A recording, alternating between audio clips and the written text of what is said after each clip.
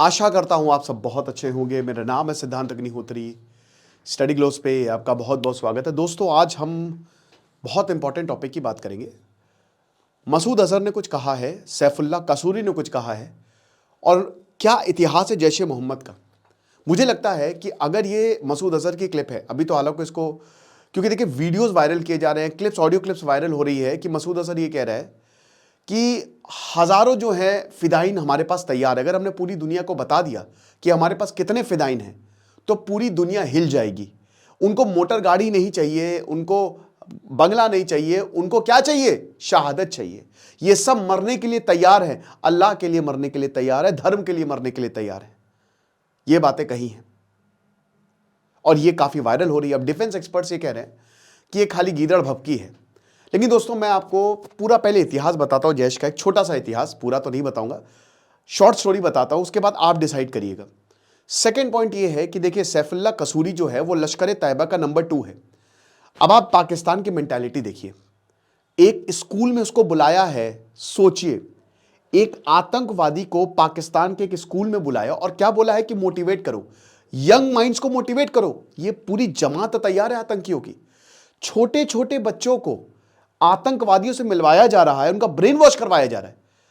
और आयरनी देखिए कि ये बैठा हुआ है आसपास रेड बलून से। लश्कर का नंबर 2 है ये, हाफिज सईद के बाद।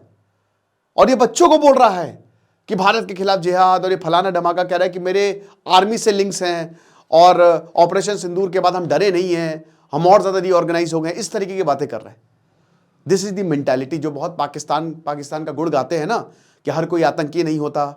ये है, आप देखिए पाकिस्तान की किताबों में क्या पढ़ाया जाता है। समझ रहे हैं? अब ये दो बातें हैं। ये लश्कर ने कहा, सैफुल्लाह कसूरी ने गीदड़ भभकी दी, मसूद अजहर ने गीदड़ भभकी दी कि हजार जो हैं हमारे पास फिदाइन तैयार हैं। हम थोड़ा सा इतिहास को देखते हैं, आखिर जैश आया कहां से। या मैं कई बार बता चुका हूं, लेकिन फिर से देखते हैं। लेकिन उससे पहले बता दूं कि अगर आप MS ऑफिस सीखना चाहते हैं, AI की हेल्प से Word, PowerPoint, Outlook, Excel, सब कुछ, तो डिस्क्रिप्शन कमेंट बॉक्स में लिंक है। ये एक सर्टिफिकेशन कोर्स, अगर आप जॉब में है, जॉब लेना चाहते हैं, तो इस कोर्स को आप जरूर अवेल करें। 15 जनवरी से क्लास शुरू होगी, अब खाली 3 दिन बचे हैं। तो दोस्त, शुरुआत होती है 1968 में। 1968 में बहावलपुर में, पाकिस्तान, मसूद अजहर का होता है जन्म। उसके बाद ये सीधा, इसने पढ़ाई की और उसके बाद सीधा ही आतंकी गतिविधियों में लग गया। 1979 में आपको पता है कि सोवियत अफगान वॉर हुआ। 17-18 साल की उम्र में ही ये हरकत उल अंसार, ठीक है भाई, इनकी पेरेंट ऑर्गेनाइजेशन है। ISI क्या था ना, ISI एक ऐसी ऑर्गेनाइजेशन, वो कह रही थी कि मल्टीपल टेरर फ्रंट बनाओ ताकि कश्मीर को वापस लिया जा सके। इंडियन आर्मी से मिलिट्री डायरेक्ट पंगा नहीं ले सकती, तो आतंकवादी बना दो और खूब सारे आतंकवादी संगठन हो। लेकिन हुआ क्या कि ISI और आर्मी ने मिलकर आतंकवादी संगठन बना दिए। जिया उल हक ने बोल तो दिया कि ब्लीड इंडिया विद 1000 कट्स। अब इसमें हरकत उल अंसार हो गया, हुजी हो गया, इंडियन मुजाहिदीन हो गया, हरकत उल मुजाहिदीन हो गया, बहुत आ गए। और आपको बता दूं कि ये आपस में बंटते रहे। आइडियोलॉजिकल मतभेद इतना था कि आपस में बटे, फिर यूनाइट हुए। भाई हुजी और हरकत उल मुजाहिदीन यूनाइट हो गए 1984 में, फिर बट गए, फिर यूनाइट हुए। लेकिन इसी दौरान एक आदमी जिसका नाम था मसूद अजहर, ये वो आदमी था जो बहुत तेजी से आगे बढ़ा। इसकी पूरी कहानी किसी हम और दिन बात करेंगे। मैंने बहुत ही शानदार किताब पढ़ी थी, ठीक है, तो अभी पूरी कहानी हम नहीं जाएंगे इस पे, लेकिन खाली मसूद अजहर की। लेकिन ये आदमी ऐसा था जो अगर बोलता था तो पाकिस्तान सुनता था इसकी बात।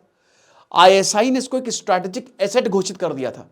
ISI का ये मानना था कि भाई कुछ भी हो जाए, लेकिन इस इंसान को मरना नहीं है, इसको हम नहीं मार सकते, इसको हम मरने नहीं देंगे।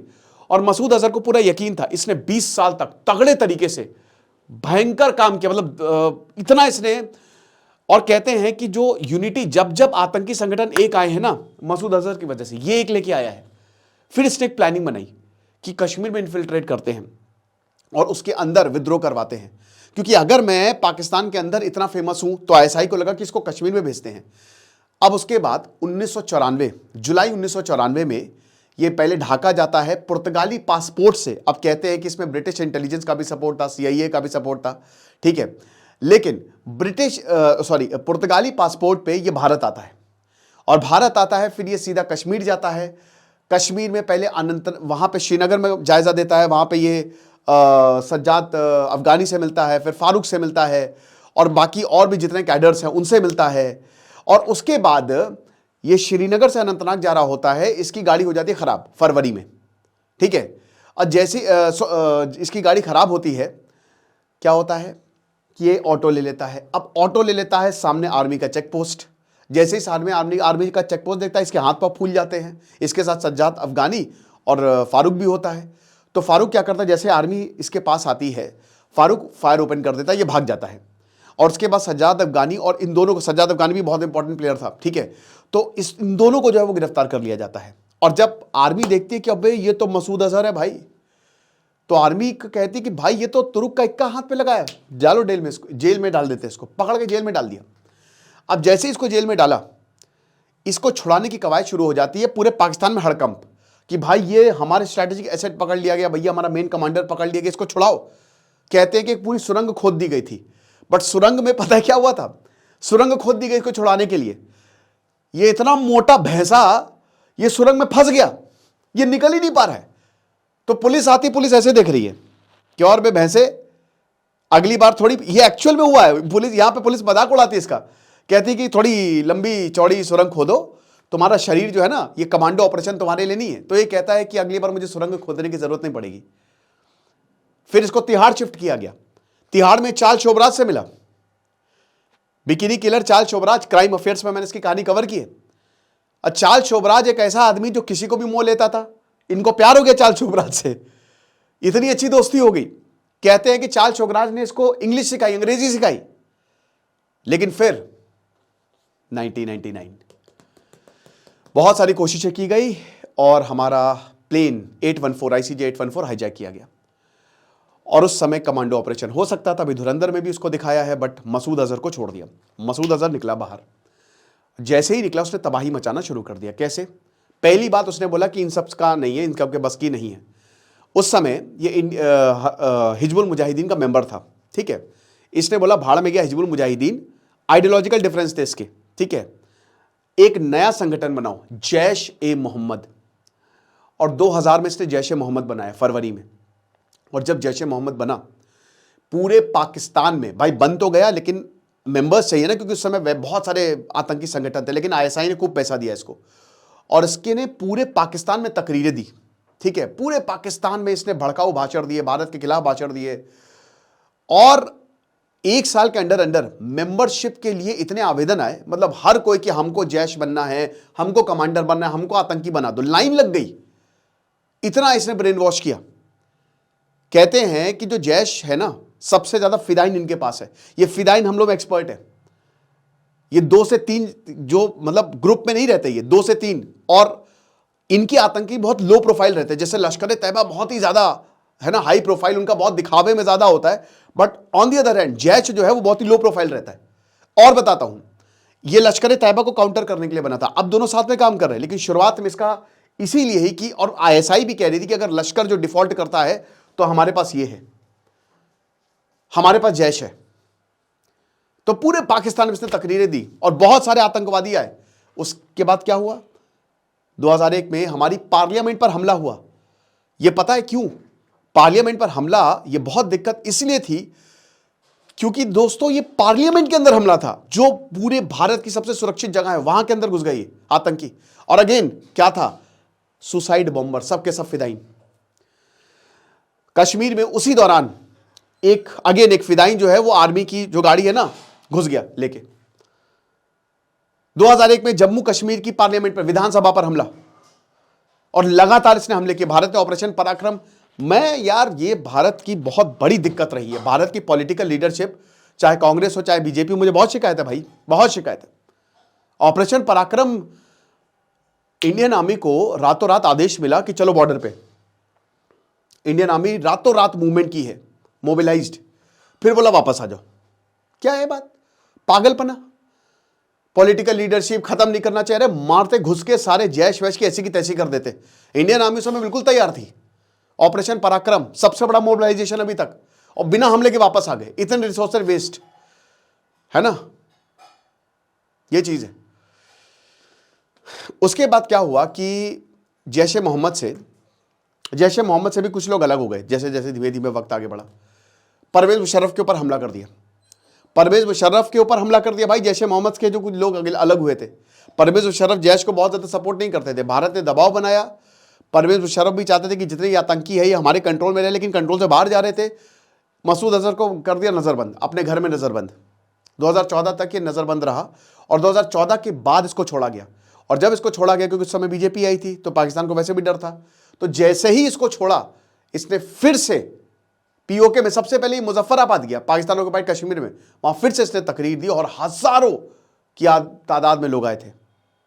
और उसके बाद रेस्ट इज हिस्ट्री। आपको पता है कि पुलवामा, कश्मीर में ही हमला हुआ, पुलवामा हमला हुआ, पहलगांव हमले में भी इसका जैश का ही जो है वो सामने आ रहा है, फिर पठानकोट हमला हुआ, देयर वर मेनी अटैक्स। लेकिन फिर इंडिया भी चुप नहीं बैठा। 2019 से ये गायब है, 2019 से पता नहीं कहाँ ये जिंदा है, मर गया, हेल्थ क्या है, कुछ नहीं। 2019 से ये बिल्कुल अंडरग्राउंड है, ठीक है, क्योंकि इसके ऊपर भी हमला करने की कोशिश की गई है। इंडियन आर्मी तब से काफ़ी अलर्ट पे है और इंडियन आर्मी जो है ऐसी की तैसी की हुई है। लेकिन 2000 से 2019 तक 27 हमले हुए हैं फिदाइनी, जिसमें से आधे से ज़्यादा जैश ने की हैं। जैश के पास सबसे ज़्यादा फिदाइनी है। जमात उल मोमीन, अभी इसने एक वुमेन्स विंग जो है वो शुरू किया है। ऑपरेशन सिंदूर में मसूद अजहर के पूरे परिवार को मार दिया, पूरे परिवार को ख़त्म कर दिया। इसको रो रहा है, खून के आंसू रो रहा है, इसके ही लोग बोल रहे हैं, ठीक है। तो मैं इसको गीदड़ भभकी नहीं लूंगा, क्योंकि अगर ये बोल रहा है क्योंकि जैश फिदाइन हमलों में माहिर है। On the other hand Indian army totally alert पे है। इस समय इंडियन आर्मी ऑफेंसिव मोड पे है, और जब इंडियन आर्मी ऑफेंसिव मोड पे होती है तो अच्छे अच्छों की पैंट गीली हो जाती है। तो जैश हो चाहे जो हो, कुछ उखाड़ नहीं पाएंगे, कर लो जो करना है।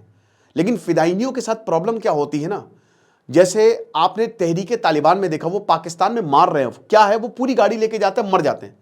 जिसको मरने का कोई वही नहीं है ना, उसके साथ बड़ी दिक्कत होती है। उसके बम बांध दो, वो चलता चला जाएगा, कुछ भी हो सकता है, ठीक है। अब जैसे अभी हमने देखा 0.5, अब ये जैश जो है इसने अपनी, क्योंकि हम सबको पता है कि आतंकी संगठन सब पे प्रतिबंध है, तो इसने अलग अलग विंग खोल लिए हैं।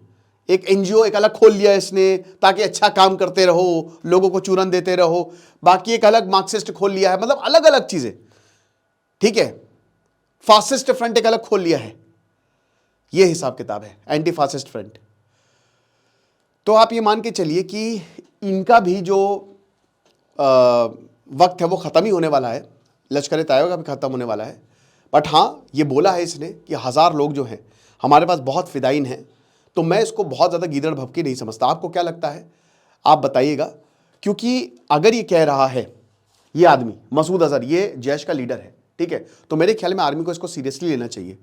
ऑन दी अदर हैंड मैं ये भी मानता हूँ कि इस समय 30 से 35 आतंकी एक्टिव हैं। इंडियन आर्मी ने चड्डी खोल के मारा है सबकी, ठीक है, ढूंढ ढूंढ के मार रहे हैं। मैं बता रहा हूँ, ये frustration, out of frustration. Actually हुआ क्या है ना कि पहलगांव हमले के बाद ऑपरेशन सिंदूर भी ये खत्म हो चुका है, इसके सारे ठिकाने खत्म हो चुके हैं, इट्स टोटल गॉन। तो ये बोला जा रहा है कि ये पागल है और ये बस ऐसे ही बोल रहा है, कुछ भी बोल रहा है, ठीक है। लेकिन मैं आपको फिर से बता दूं कि क्योंकि फिदाइन का इनके पास पूरा का पूरा जखीरा है ना फिदाइनियों का, ये बस यही चूरन ब्रेन वॉश करते हैं कि ये होगा, मरने के बाद वो होगा। तो इसीलिए इंडियन आर्मी को देखना चाहिए, और मेरे हिसाब से तो एक सर्जिकल स्ट्राइक करके इसको खत्म करना चाहिए। हटाओ, बहुत हुआ सम्मान, या फिर अननोन गनमैन का प्रयोग करो। आपको क्या लगता है बच्चे, कमेंट बॉक्स में बताइएगा। Thank you so much.